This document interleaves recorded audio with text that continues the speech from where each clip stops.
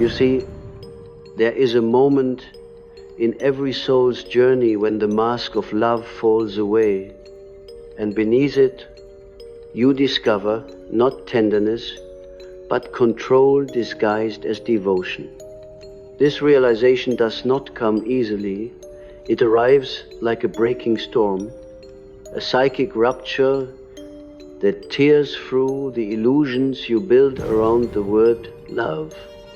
For the empath, this is one of life's most devastating awakenings. It is the moment when you realize that what you thought was mutual affection was, in truth, a silent feeding one soul, extracting light from another under the pretense of intimacy. And yet, it is also the very moment when your individuation truly begins. When the empath awakens, the first sensation is not liberation, it is disillusionment. You feel betrayed, not only by the other, but by your own idealism. The very quality that once made you radiant, your openness, your willingness to feel deeply now, feels like a curse. You wonder how your empathy became the leash that bound you. But in this agony lies the seed of profound transformation.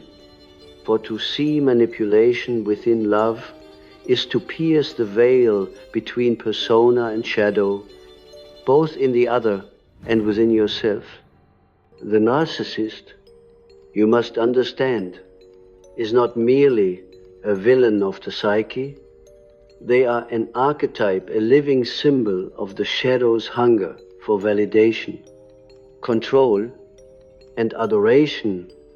The narcissist does not seek love, they seek reflection. Like Narcissus gazing into the water, they fall in love, not with you, but with the image they see mirrored in your empathy. Your sensitivity becomes their stage, your compassion, their mirror, your light, their sustenance. They cannot exist without an audience because the self they present is hollow, an echo chamber for a wound too deep to face, and so they seek empaths because only empaths reflect without judgment. But love, real love, is not reflection, it is revelation. It is the willingness to see and be seen, even in imperfection. The narcissist fears this kind of love because it threatens their fragile mask.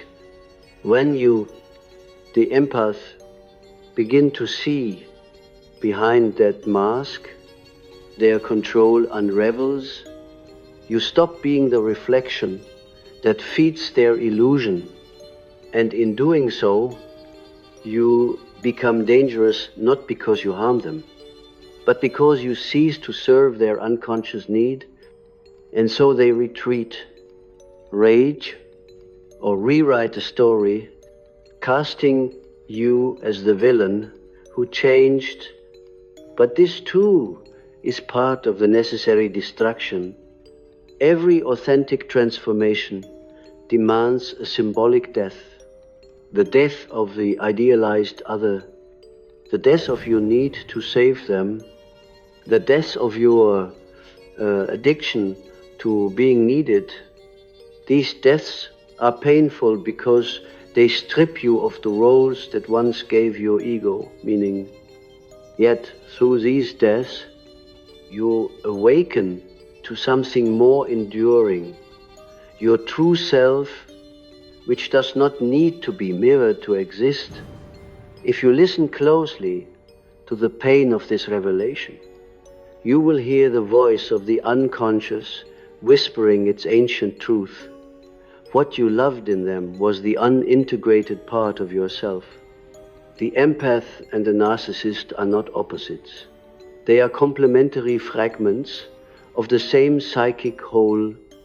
The narcissist externalizes the ego's hunger for control, while the empath externalizes the soul's hunger for connection. Both are ruled by projection. The narcissist projects their grandiosity outward and demands worship. The empath projects their own worth outward and seeks to earn it through service. The magnet between them is not love, it is mutual unconsciousness. One seeks to control, the other to be controlled by love. You must understand this paradox to heal. Until then, you will oscillate between idealizing and condemning, forever seeing the other as the cause of your pain. But when you see that your empathy was, in part, a defense mechanism, a way to avoid your own unmet needs, you reclaim your power. The shadow of the empath is martyrdom. You confuse compassion with self-erasure, believing that love means giving until you disappear. And so, unconsciously, you invite those who feed on your disappearance. They sense your willingness to dissolve, and they call it love. Yet love without boundaries is not divine, it is dissolution. And the psyche does not grow in dissolution, it grows in differentiation. That is why, when the empath finally sees the truth, the first impulse is to collapse, to recoil into isolation, to distrust all affection. But this collapse is not regression. It is initiation. It is the soul withdrawing its projections from the false god of the narcissist's persona. The temple of illusion is falling, and the inner sanctuary is being rebuilt. Do not flee from this darkness. It is sacred. The void you feel now is the psychic space where your true self will take form. When I say that love was control in disguise, I do not mean that the narcissist consciously plotted this deception. The manipulation is rarely deliberate. It is archetypal. The narcissist is possessed by the archetype of the devouring parent, the one who must consume others to maintain their sense of self. You were drawn into that orbit because some part of you resonated with the archetype of the sacrificed child. The dance between these two forces is ancient. It lives in myths, in gods who demanded worship, in lovers who consumed one another's identities in the name of union. It is Eros entangled with Thanatos, love intertwined with death. Only when consciousness enters this cycle can love be purified of its possessive instincts. You must remember, every relationship you enter is a mirror of your inner relationship with your own soul. If you have not yet met your shadow, you will fall in love with it outside of yourself. You will call the person fascinating, intense, irresistible, because they carry your unlived energy. They awaken in you a forbidden aliveness, but that aliveness is not theirs, it is yours, returning to you through them. The pain begins when you mistake the carrier for the source. The narcissist, with all their magnetism, is merely the vessel for your repressed power. When you reclaim that power, their spell breaks. This is the danger of empathy without discernment. It is not that you feel too much, it is that you feel for others before you feel for yourself.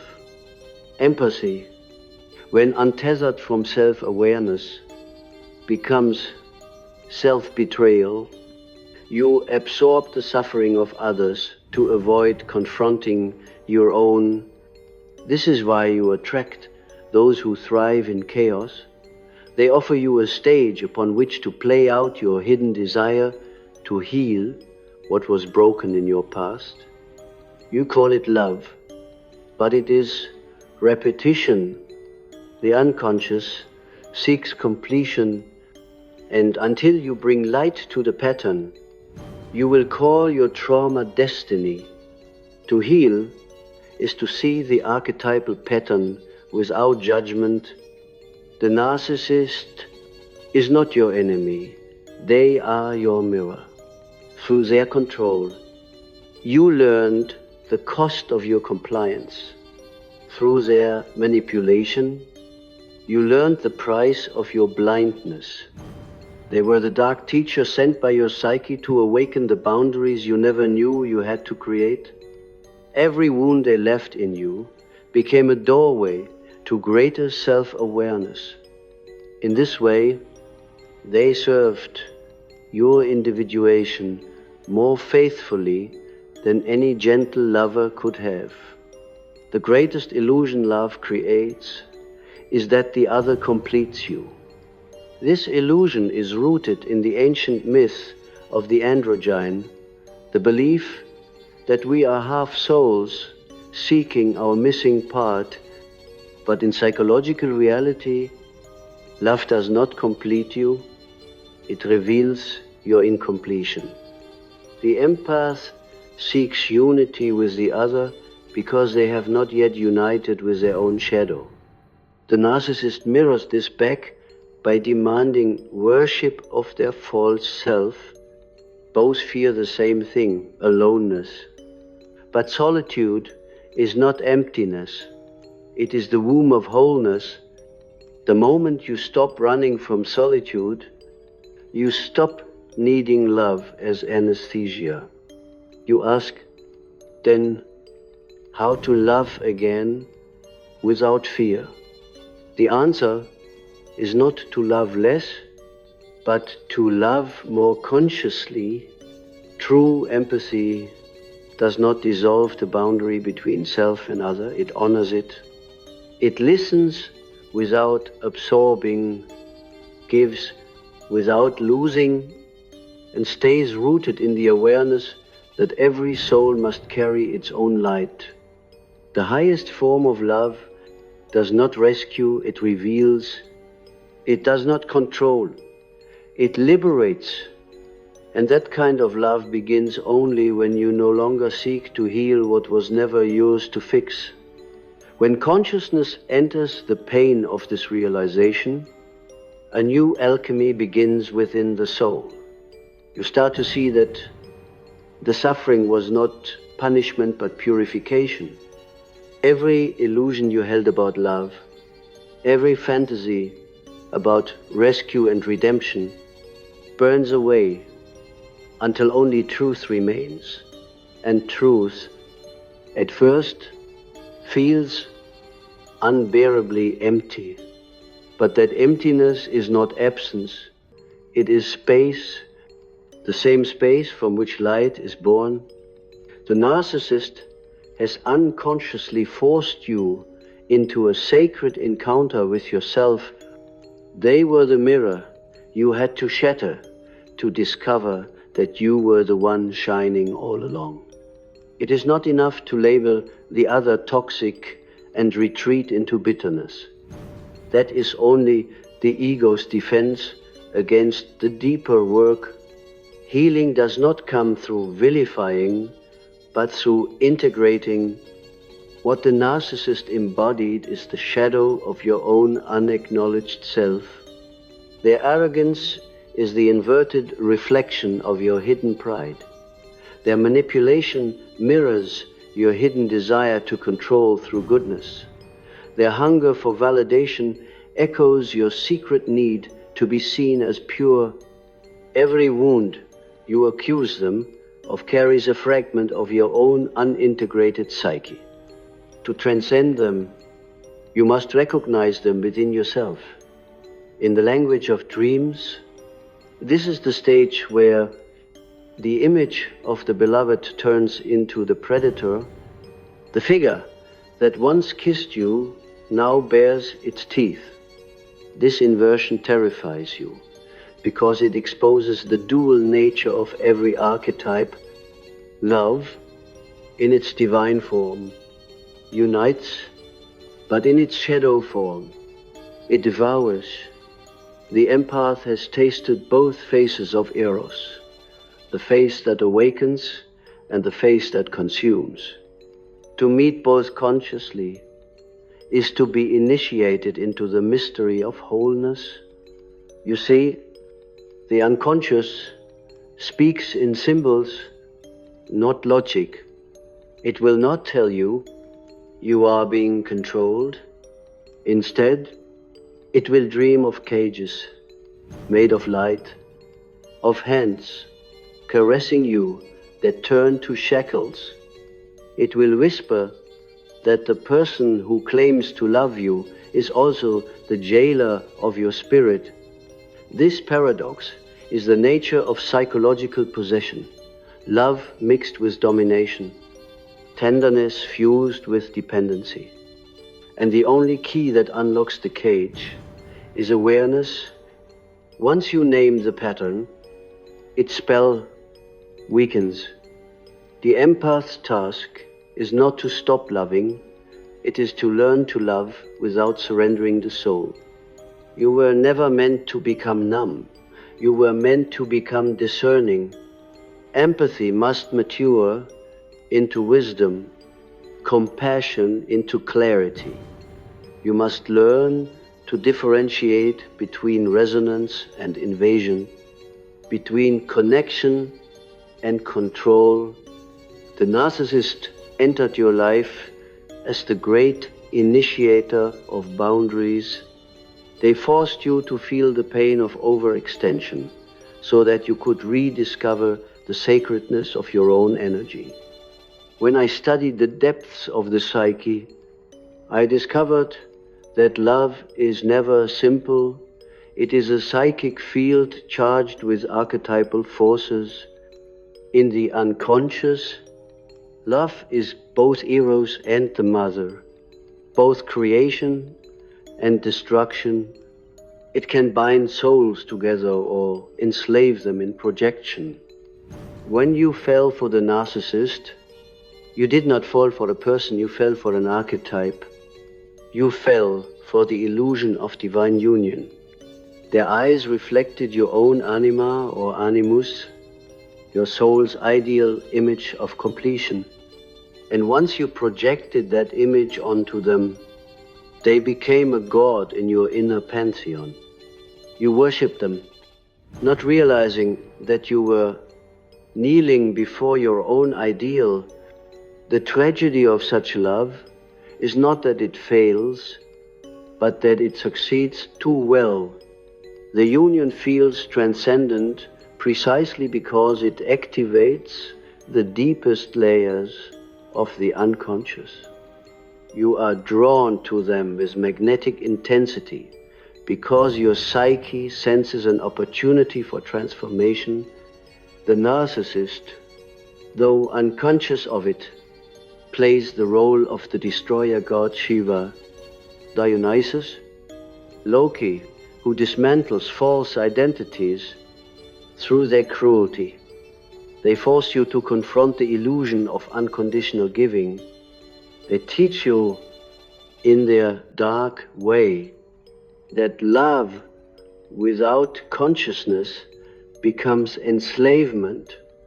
There comes a night when the empath cannot sleep.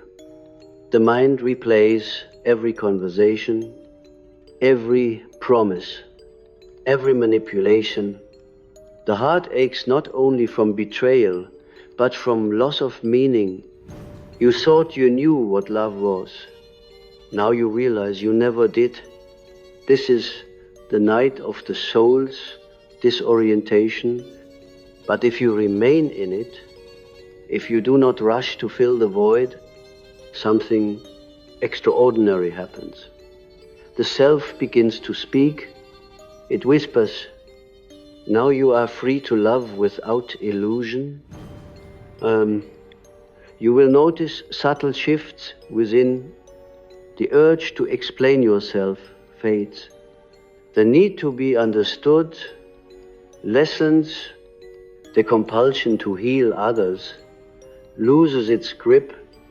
These are not signs of cynicism, but of awakening. You begin to understand that your energy is sacred currency. Not everyone's to spend. You learn that silence is not emptiness but sovereignty. You stop performing empathy to be worthy of love. You become instead a vessel through which divine compassion flows, measured, conscious, and whole. The narcissist's greatest fear is exposure, and nothing exposes them more completely than an empath who has awakened. You no longer react to their provocations. You observe. You no longer defend your innocence. You trust your perception. You no longer chase after closure. You create it within. This composure terrifies them, for it reveals the truth they have spent a lifetime avoiding, that control is a poor substitute for connection. They will attempt to re-enter your life, not out of love, but to re-establish the old dynamic, but you will find that the spell is broken. Their words no longer penetrate your psyche, for you have reclaimed the projection that once bound you. At this stage, the inner alchemy deepens.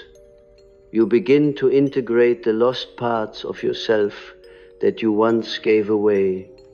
The child who thought love required sacrifice steps forward. The voice that was silenced begins to speak. You realize that empathy was never meant to be a wound. It was meant to be a gift, guided by discernment. The light that once blinded you now illuminates your own inner labyrinth. In the myths of old, the hero descends into the underworld, not to destroy the darkness, but to retrieve the soul. You are that hero now. The narcissist was the gatekeeper of your descent. They lured you into the depths of emotional entanglement so that you could discover the gold buried in your unconscious. And that gold is the realization that your worth was never dependent on anyone's recognition. It existed before the wound, and it remains after the illusion dissolves. When you understand this, forgiveness arises naturally, not the naive forgiveness that invites re-entry, but the sacred forgiveness that severs energetic ties. You see them not as monsters, but as messengers. You see yourself not as a victim, but as an initiate. You bless the encounter and release it into the currents of fate. That is the true closure, to bless what broke you for having awakened you. And yet, the psyche does not heal in a single revelation. It moves in cycles. Like the moon, you will feel the pull of memory, the echoes of old longing. You may dream of their return, not as a desire, but as a reminder of unfinished integration. When this happens, do not shame yourself. Every return of the image is an invitation to love yourself more deeply. Each recurrence of pain is another layer of the old identity dissolving. The empath who has awakened walks a different path thereafter. You are no longer drawn to chaos disguised as passion. You begin to find beauty in calmness, depth in silence, connection in authenticity. Your intuition sharpens because it is no longer clouded by hope. You sense manipulation before it speaks. You feel energy shifts like subtle winds in the soul. This is the gift of your suffering. It has made you clairvoyant in matters of the heart. One day, love will knock again. It will not roar with intensity. It will hum with peace. It will not demand your light. It will stand beside it. You will recognize it not by the butterflies in your stomach, but by the stillness in your being. This love will not complete you. It will meet you. It will mirror your wholeness, not your wound. And you will know at last that love and control were never the same thing. As consciousness deepens, you begin to sense that what was once heartbreak has turned into initiation. You are no longer simply healing from a person, you are awakening from an illusion. The narcissist was not an individual event. They were a symbol, a living archetype through which your psyche revealed its secret longing to transcend dependency. Every empath who reaches this threshold stands at the same inner crossroads, the choice between bitterness and transformation. One path leads back into the familiar loop of emotional captivity, where you will again offer your light to those who cannot see you. The other path leads into solitude, sacred, terrifying, luminous solitude, where the soul begins to rebuild itself from truth rather than need. Solitude is not punishment, it is refinement. The empath's nervous system, once tuned to chaos, must learn the sound of stillness again. The silence will feel foreign at first, because you have spent years hearing your worth through the echo of someone else's approval.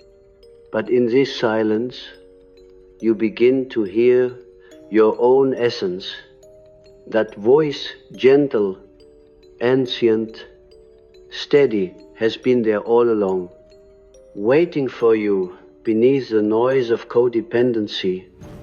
It speaks not in flattery or fear, but in wisdom. You are not here to be drained. You are here to be divine. Edge. The process of individuation now takes a new form.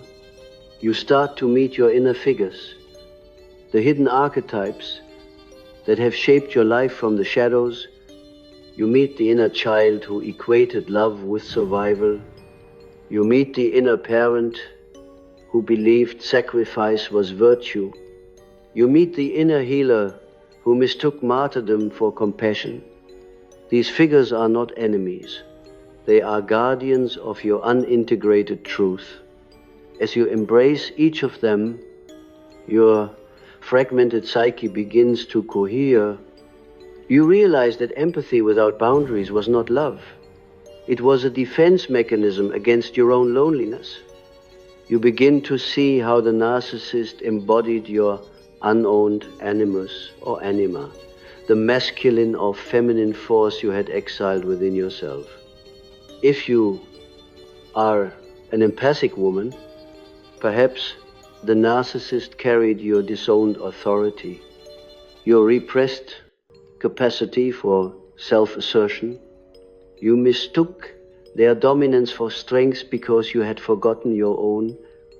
If you are an empathic man, perhaps the narcissist embodied your unintegrated sensitivity, the seductive, intuitive power you feared to claim. In both cases, what you were drawn to was your own unlived potential wearing the costume of another. The moment you reclaim that energy internally, the attraction dissolves, the lesson is complete. And yet, the psyche loves ritual.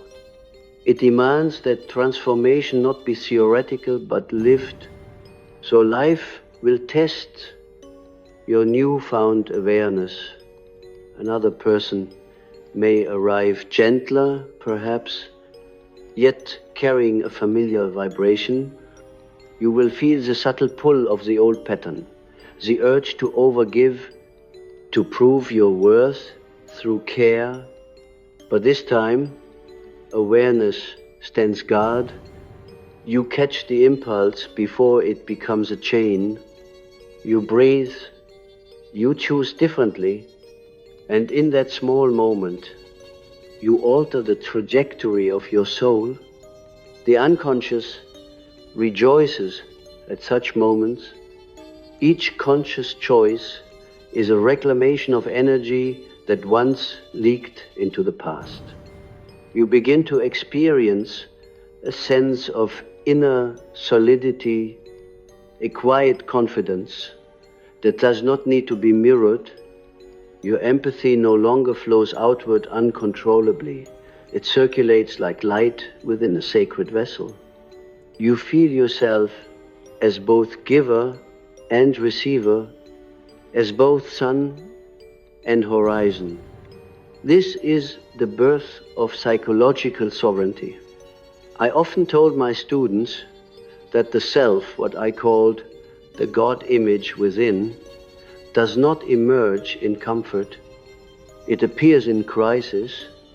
Through the shattering of every illusion the ego clings to. When the empath's illusion of love collapses, what emerges from the rubble is not despair, but divinity. You realize that what you called love was, in truth, a projection of your longing for oneness with the self. The narcissist impersonated that oneness because they carried your unclaimed God image. You worshipped them as Savior because you had forgotten that the Savior resides within. It is here that the archetype of the wounded giver transforms. You once believed your purpose was to heal others. Now you see that your purpose is to embody wholeness. True healing is not rescuing, it is radiating. The empath becomes a conscious creator when they no longer pour their energy into fixing what resists transformation. Instead, they channel it into creation, art, wisdom, service, beauty. The same intensity that once attracted the broken now magnetizes the awakened. You begin to draw into your life those who vibrate at the frequency of truth rather than need. Dreams will confirm this shift. Where once your dreams were filled with entrapment, endless corridors, locked doors, shadowy pursuers, you will now dream of open fields, of light filtering through stained glass, of bridges spanning vast waters. The unconscious always mirrors the state of your relationship with the self. Freedom in dreams is freedom in life.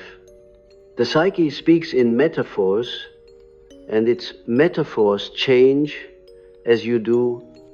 You will notice that you no longer fear your own shadow. You can look upon your darker emotions, anger, desire, grief without guilt.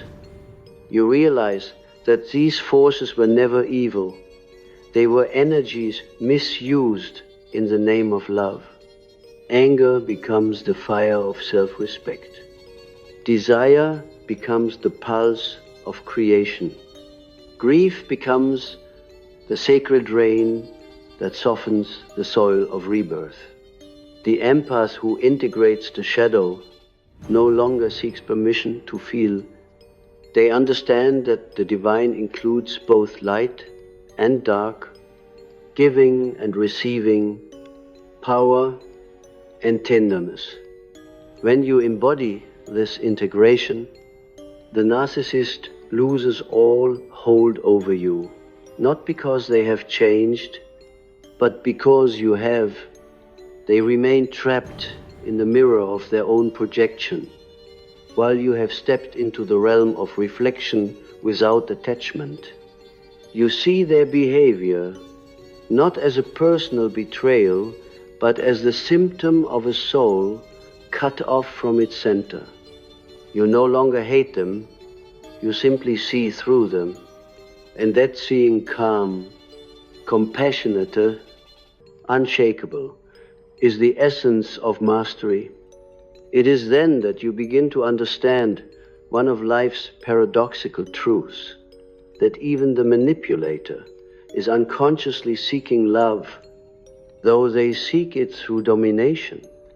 They are terrified of their own emptiness, so they feed on yours.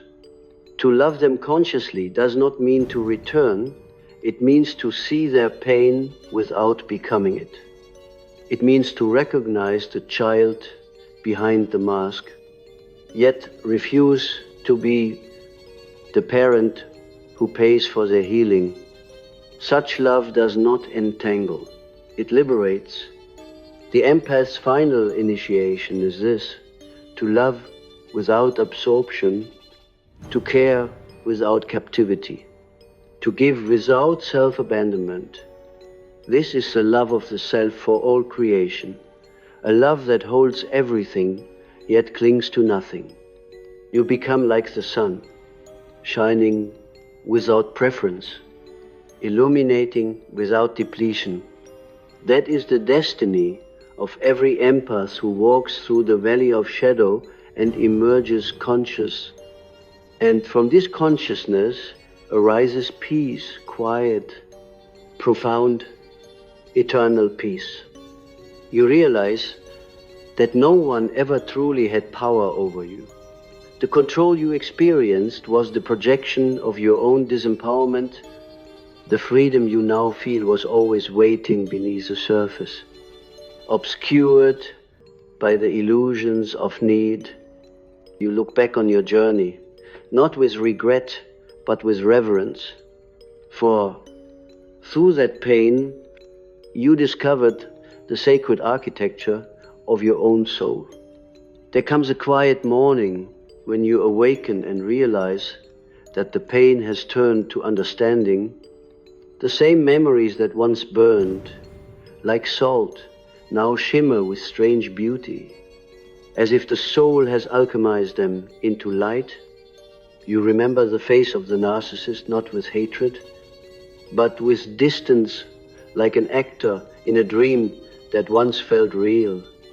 The emotional charge is gone, the cords have dissolved. What remains is knowledge, and knowledge, when integrated with compassion, becomes wisdom. This wisdom is not intellectual. It does not come from reading or reasoning. It comes from living the descent. You have walked through the labyrinths of projection and emerged carrying the golden thread of awareness. You now see that every act of control, every illusion of love, every betrayal of trust was the psyche's way of leading you toward individuation. Nothing was wasted. Every wound was a whisper from the self saying, "Come home to your own center." Oh, in the old alchemical texts, they called this stage the conjunctio, the sacred marriage of opposites. Within you, the inner masculine and feminine finally meet without conflict. The masculine no longer dominates, it protects. The feminine no longer submits, it creates. The two forces unite in harmony, giving birth to something new, the androgynous soul, complete within itself. This is what it means to be whole, to no longer seek completion through another, but to become the vessel through which divine polarity flows freely. You feel this in your body. The tension that once knotted your chest softens. The nervous system, long addicted to adrenaline and anxiety, begins to trust calm. Your breathing deepens, your intuition becomes clear. You sense energy not as chaos, but as rhythm. You realize that empathy, when conscious, is not about absorbing pain, it is about attuning to truth. You no longer carry others' suffering as your own. You witness it without drowning. You walk through emotional fields the way the mystic walks through fire, untouched, luminous, alive. The narcissist, in their blindness, taught you the paradox of divine love, that love without awareness becomes bondage, and awareness without love becomes emptiness. Now you embody both. You love with eyes open. You see with heart awake.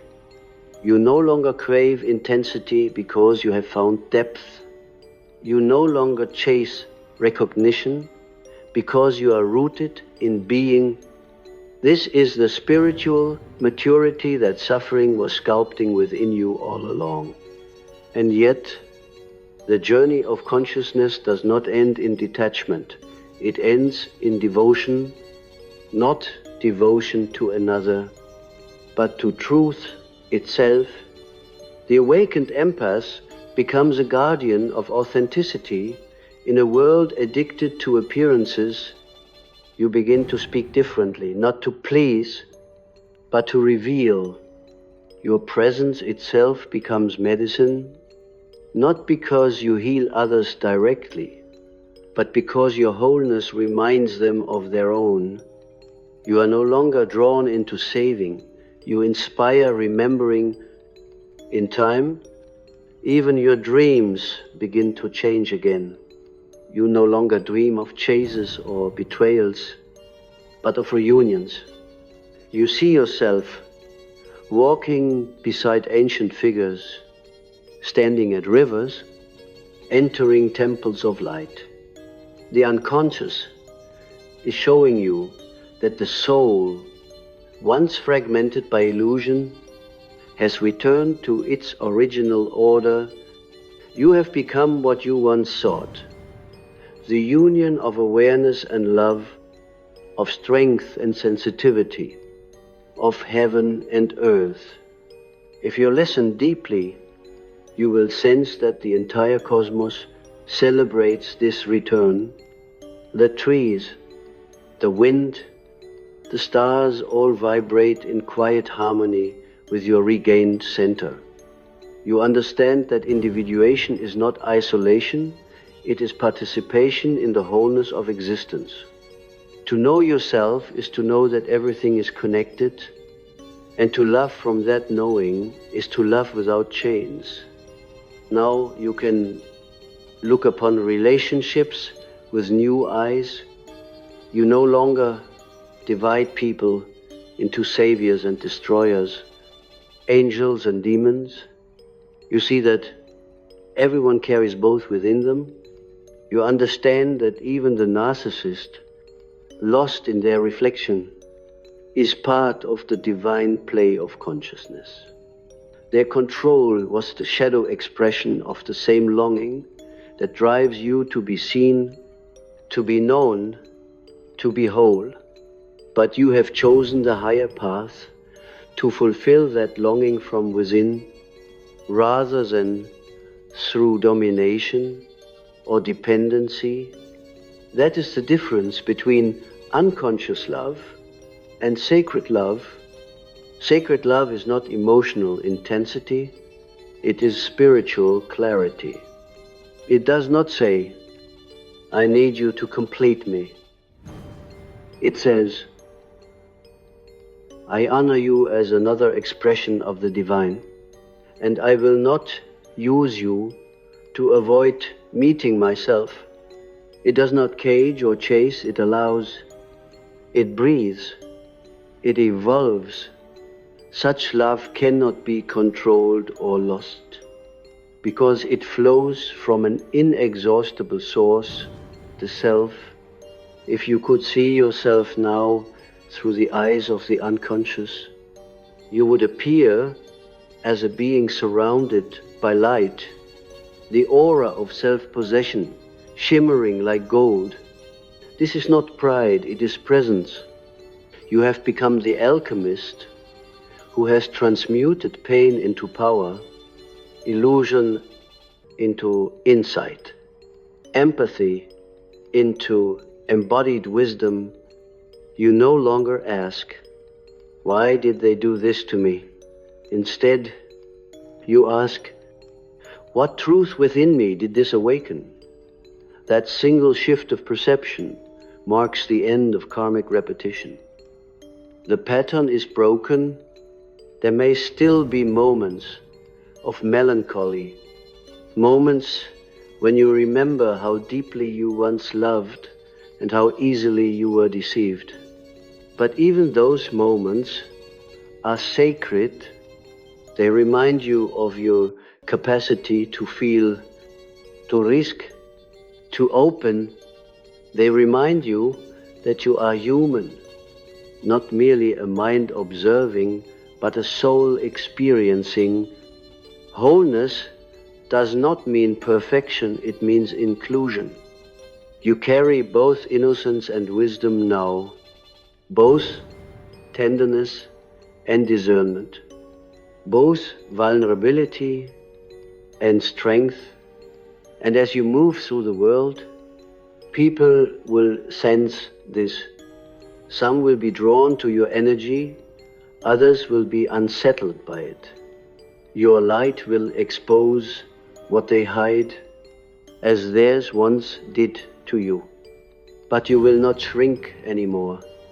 You will not apologize for your sensitivity or dim your radiance to make others comfortable. You will understand that your empathy is not weakness, it is divine technology, designed for consciousness, not compliance. Perhaps someday, the one who once controlled you will think of you again. They may search your name, remember your gaze, wonder why their power no longer reaches you, but you will feel nothing, only a quiet blessing, for you have stepped beyond the realm of control entirely. You have entered what mystics call the freedom of the soul, to love without fear, to give without depletion, to exist without seeking validation. You have become, in every sense, whole. So, when I speak of the empath realizing that love was control in disguise, I do not speak of tragedy. I speak of rebirth. I speak of the moment when the veil falls and the soul remembers its sovereignty. You are that soul. You are that awakening. The narcissist was the storm. You are the sky that remains after it passes vast, unbroken, eternal. And if you ever doubt this transformation, return to silence, place your hand on your heart and listen. The pulse you feel is the rhythm of the universe itself. The same force that moves galaxies moves through you. It needs no permission, no reflection, no control. It simply is. That is love in its purest form. The love that neither enslaves nor seeks. The love that exists because it cannot not exist. Carry that love within you. Speak from it. Create from it. Let it flow into everything you touch. For when the empath awakens, the world itself begins to heal. Each soul that remembers its own light becomes a beacon for others, still trapped in illusion. You are not merely recovering from pain, you are participating in the evolution of consciousness. So go forth gently, without fear. The cycle is complete. What was once control has become clarity. What was once heartbreak has become initiation. What was once love in disguise has become love unveiled. And in that unveiling, you have found the greatest truth of all, that you were never unworthy, never incomplete, never powerless. You were only asleep in your own divinity, and now, at last, you are awake